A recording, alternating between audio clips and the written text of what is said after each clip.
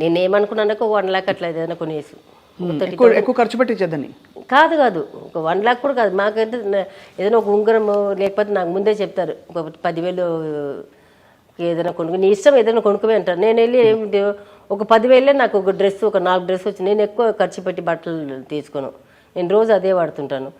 So వెళ్ళి ఏదో ఉంగరం కానీ ఏదో చిన్నది ఏదైనా తీసుకుంటాను బాబా అని చెప్పి ఆయన ఇట్లా చూస్తుంటే ఆయన తిరిగి నన్ను చూసినట్టు ఉన్నారు.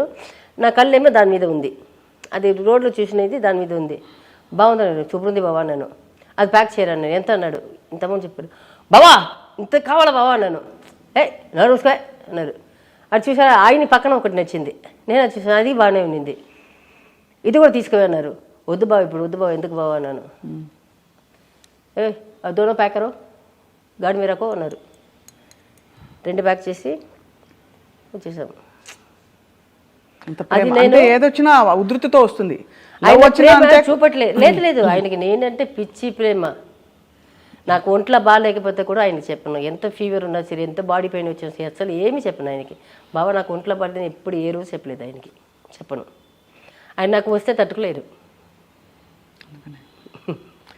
కానీ చాలా బాధ కలిగే విషయం, మీకు వస్తే ఒంట్లో బాగాలేకపోతే ఆయన తట్టుకోలేరు, ఆయన ఒంట్లో బాగాలేకపోతే మీరు తట్టుకోలేరు. అయ్యో ఆయన ఒంట్లో బాగోకపోతే నేను చచ్చిపోతా.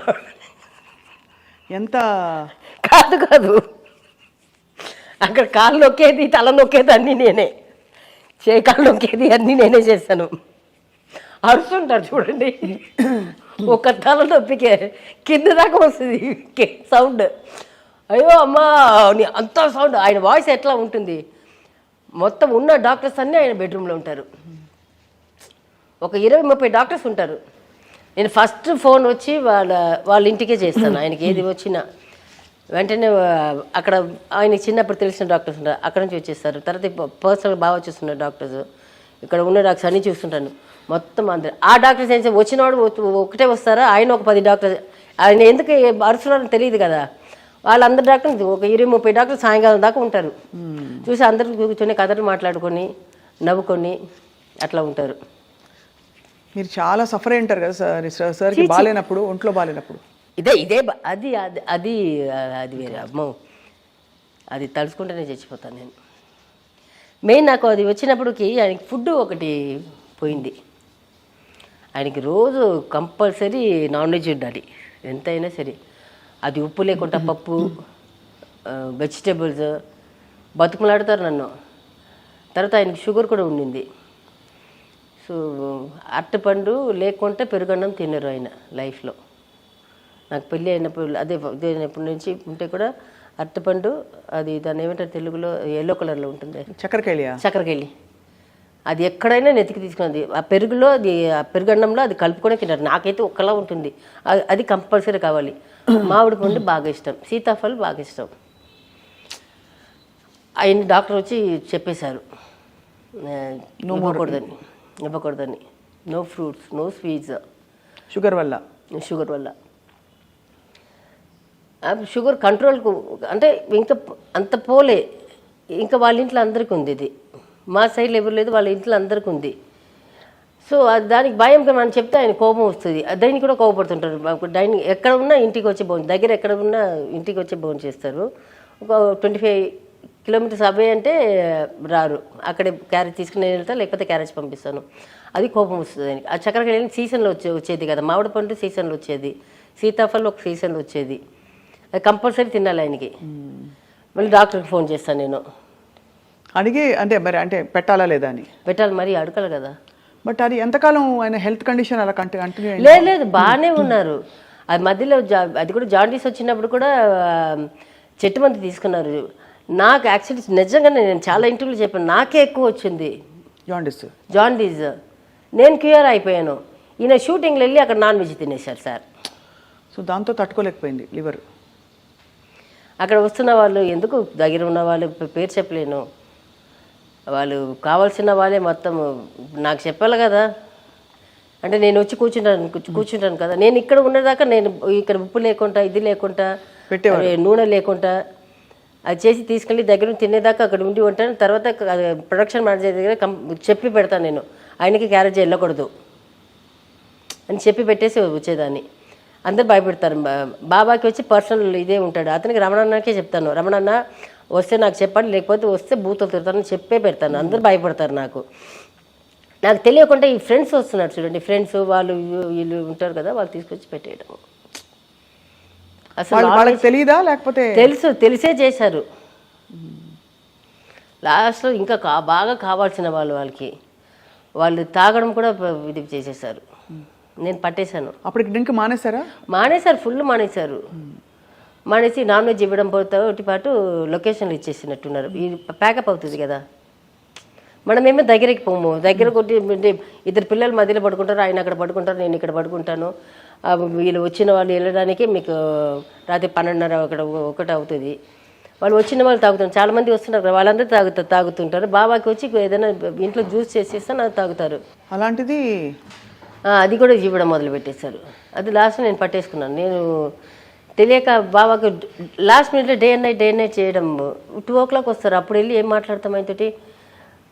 నేను భోజనం పంపించేదాన్ని, ఇక్కడి నుంచి పంపించేదాన్ని. రాత్రి అయితే ఉప్పు లేకుండా ఇడ్లీ కానీ దోశ కానీ ఉప్పు లేకుండా లైట్గా ఒక 1 gram ఇది సాల్ట్ ఉంటుంది కదా, అట్లా ఇది పెట్టేసి స్వీట్ అసలు లేకుండా అవన్నీ చూసుకునే కూడా అక్కడ తినేసి మనకి ఎట్లా తెలుసు. తిన్నా బావంటే తిన్నా అని అంటారు. నేను క్యారేజ్ పంపిస్తాను ఇక్కడ ఇంట్లో నుంచి, మరి అక్కడి నుంచి తీసుకుని చేయడం. ఇది డ్రింక్ పోసేసి ఉన్నారు. నాకు తెలిసి ఒక్కసారి దొరికిపోయారు, నాకు ఇంట్లోనే కింద దొరికిపోయారు. మరి చెప్పారా, పోట్లాడారా? చెప్తే చెప్పకూడదు కానీ చెప్తున్నా నేను, ఇప్పుడు దాకా చెప్పలేదు. వాడు వచ్చి నన్ను బూతులు తిట్టాడు. ఈయనేమి ఫుల్లో ఉన్నారు, ఆయనకి అప్పుడు అర్థం కాలేదు. నేను నెక్స్ట్ డే వచ్చి చెప్పొద్దు చెప్పినప్పుడు అప్పుడు ఫీల్ అయ్యాడు. అప్పుడు వాళ్ళు ఎవరిని ఇంటికి రాకూడదని చెప్పేశారు. ఒక 2 years దాకా రానివ్వలేదు. ఆయనే చెప్పేశారు. నేను చెప్పాను, బాబా నువ్వు చెప్పి నేను వెళ్ళిపోతా. ఇప్పుడు ఆ వ్యక్తి ఎందుకు మిమ్మల్ని తిట్టారు? ఆయన దగ్గర కాబట్టి రక్తం పెట్టి తిట్టాడు నన్ను. ఆయనకి అప్పుడు తెలియట్లేదు, ఆయన మొత్తలో ఉన్నాడు కదా, తెలియట్లేదు. మీరు తాగనివ్వట్లేదని తిట్టారు.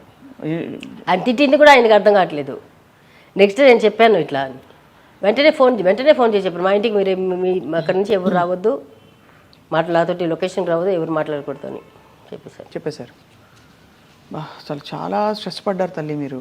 అంటే ప్రేమ ఉండడం, ఒక మంచి దాంపత్యం, ఒక కంపానియన్షిప్, ఇష్టపడి చేసుకోవడం, ఇవన్నీ ఒక ఎత్తు అయితే జైలీ జీవితంలో అప్స్ అండ్ డౌన్స్ ఉంటాయి, అందరికి ఉండవని కాదండి.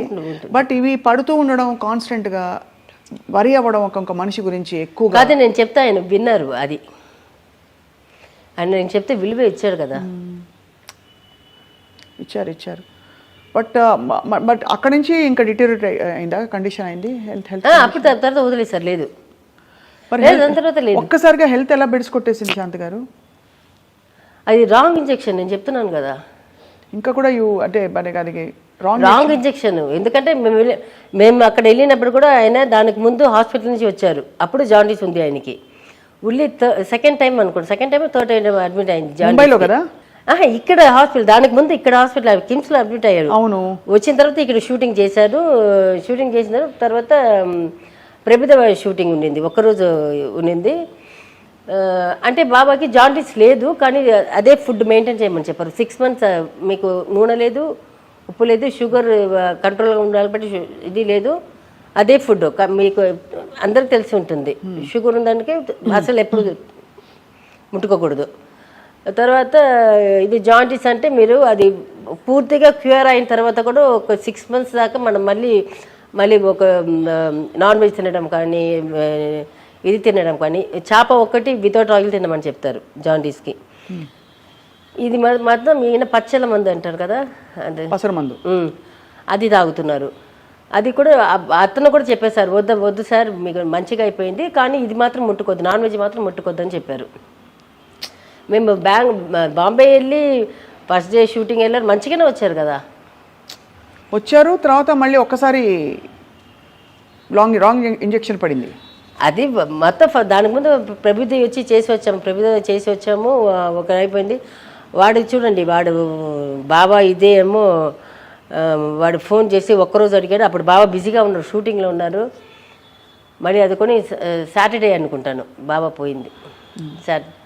మళ్ళీ వాళ్ళతో మాట్లాడుకొని ఒక్కరోజు అది మిగిలిపోయింది, ఒక్కరోజు చేసుకుని పోవండి అని ప్రభుదేవ బావతోటి మాట్లాడాడు. నాకు కూడా ఫోన్ చేశాడు, నాకు కూడా అడిగాడు, మేడం ఇది ఒక్కరోజే మేడం, అది వస్తే అయిపోతుంది బాబా, ఇది అయిపోతుంది, అది ఒకటి ఎట్లా ఇది మిగిలిపోయింది అని చెప్తే వెళ్ళాము. అది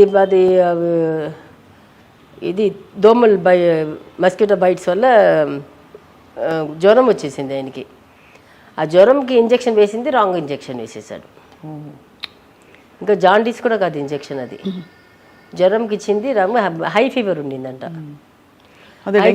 హై ఫీవర్లో వచ్చి ఇది ఎక్కించారు, సెలైన్ ఎక్కించలో నేను వెళ్ళినప్పుడు ఏదో వచ్చి అప్పుడు ఫీవర్ ఎక్కువ ఉందని ఏదో ఒక 2 ఇంజెక్షన్ వేశారు. ఇంజెక్షన్ వేసినప్పుడు మాట్లాడినప్పుడు ఇది కళ్ళంతా ఇది టంగ్ అంతా స్లిప్ అయింది, ఇది అయిపోయింది. నేను అరిచి డ్యూటీ డాక్టర్స్ వచ్చారు, నన్ను ఎల్లగొట్టేశారు, అదంతా అయిపోయింది. నేను ఒక 1 అవర్ ఒక 1.5 అవర్ తర్వాత నేను ఎట్లకో ఇట్లా ఐసీయూలో ఎట్లా ఉంటుంది, ఎంఐసీయూలో ఎట్లా ఉంటుంది అట్లా ఉంది. అది ఐసీయూలో కూడా ప్లేస్ లేదు, ఎంఐసీయూలో పెట్టారు. యాక్చువల్లీ ఐసీయూలో పెట్టాలి, ఐసీయూలో కూడా పెట్టాల్సింది లేదు, నార్మల్ బెడ్లో పెట్టేసి ఒక డ్రిప్స్ ఇవ్వాలంటే కూడా పెట్టేసి అదేమో ఐసీయూలో పెట్టారు, ఎంఐసీయూలో పెట్టారు. అది నేను మళ్ళీ వెళ్ళినప్పుడు చూసి మాట్లాడుతున్నారు, పిల్లలతో మాట్లాడారు. సడన్గా కళ్ళు ఇట్లా మూసుకొని పోయింది. సరే మళ్ళీ నేను చేసుకుని లోపలికి వెళ్ళి చూసినప్పటికి తుడుస్తున్నారు, బ్లడ్ తుడుస్తున్నారు. బెడ్షీట్ తీసి బెడ్షీట్ మారుస్తున్నారు, బెడ్షీట్ బ్లడ్ ఫుల్ బ్లడ్ అంతా ఉంది. ఇంకా ముక్కు కంటి నుంచి కాడింది బ్లడ్, కంటి నుంచి ముక్కు నుంచి నోటి నుంచి మొత్తం కారుతుంది. ఎంత తల్లి ఎంత పడ్డారమ్మా మీరు. అయ్యో సరే అప్పటికి నేను ఫస్ట్ ఫోన్ కూడా ఎప్పుడు వాళ్ళ ఇంటికే చేశాను. నేను ఫోన్ మా ఇంటికి కూడా చేయలేదు, ఫస్ట్ ఫోన్ వాళ్ళ ఇంటికే చేశాను. చేస్తే నా పిల్లలకు ఫోన్ చేసి టికెట్ వేయమని చెప్పారంట. ఇంట్లో అంటే ఎవరెవరు ఉన్నారు అప్పుడు? ఎవరో వాళ్ళ సైడ్ వాళ్ళ ఫ్రెండ్స్ వాళ్ళ ఇంటి వాళ్ళే ఎవరికో చెప్తే టికెట్ వేయమని చెప్పారా? మా ఇంటికి అది నాకు చెప్పి ఉంటే కూడా నేను అక్కడ మా మేకప్ మ్యాన్ చెప్పి ఉంటాను. వాళ్ళు మా ఇంట్లో 2 పిల్లలే ఉన్నారు, ఇంకా నా తమ్ముడు ఉన్నాడు. వాడు కూడా అక్కడ వచ్చేసాడు, బాబాకి ఇది తెలియగానే వాడు కూడా వెళ్ళి వదిలేసి వచ్చేసాడు. ఫోన్ చేసి టికెట్ వేయమని చెప్పాడంట బాంబేకి. ఎందుకు నీకు ఒక 4000 రూపీస్ ఎంత అప్పుడు వేసుకొని రాలేవా, ముగ్గురు కలిసి ఎంత అవుతుంది?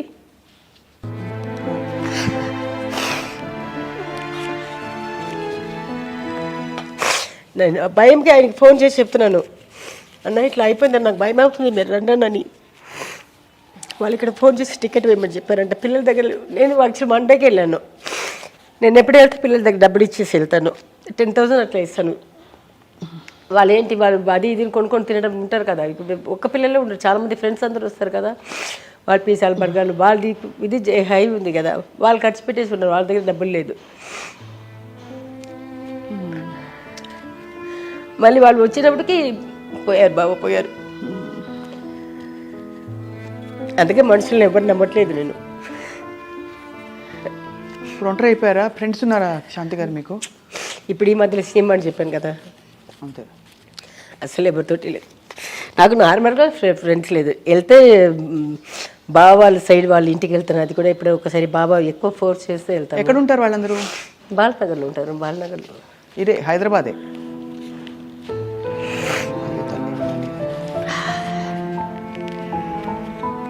నా మీద చాలా పుకార్లు కూడా చెప్పారంట వాళ్ళు. ఏమని? నేను సరిగా చూసుకోను, నేను తీసుకెళ్ళి చంపేశాను, డబ్బుల కోసం ఆస్తి కోసం చంపేశాను, నేను చుట్టాల దగ్గర చెప్పటము. నాకు నవ్వొచ్చింది. వాళ్ళకి తెలీదు, ఆయన కొన్నిదాన్ని మా 2 పేరు మీదనే కొన్ని ఉన్నారు, చాలా ఇది నా పేరు మీదనే ఉంది. వాళ్ళు ఎవరికి తెలియదు, నా పేరు మీద కొనింది వాళ్ళకి తెలియదు. వాళ్ళు అనుకున్నారని ఆయన పేరు మీద పెట్టుకుని ఉన్నారని, అన్నీ నా పేరు మీద ఉంది. ఒట్టి కారు మాత్రమే ఆయన పేరు మీద ఉంటుంది. లేకపోతే నాకైనా చిన్న వయసా, ఇంకొక వాడిని ఎవరైనా ఉంచుకొని లేకపోతే ప్రేమించో ఈ నాకు దగ్గర నేను చంపేసి వెళ్ళించేది, అంత బుద్ధి జ్ఞానం ఉండాలి కదా వాళ్ళకి, అది కూడా లేదు వాళ్ళకి. అది కూడా నాకు చెప్పిందే వచ్చే వాళ్ళ చుట్టాలే వచ్చి చెప్పారు, అమ్మ నీ గురించి ఇట్లా చెప్తున్నారమ్మా అని. చెప్పుకొని నేను చెప్పాను అంతే. నీ ఏమైనా చెప్పుకో, బయట చూసినా వాళ్ళకి తెలుసు కదా నేను ఎవరని, నా పిల్లలకి తెలుసు కదా, మా ఆయనకి తెలుసు.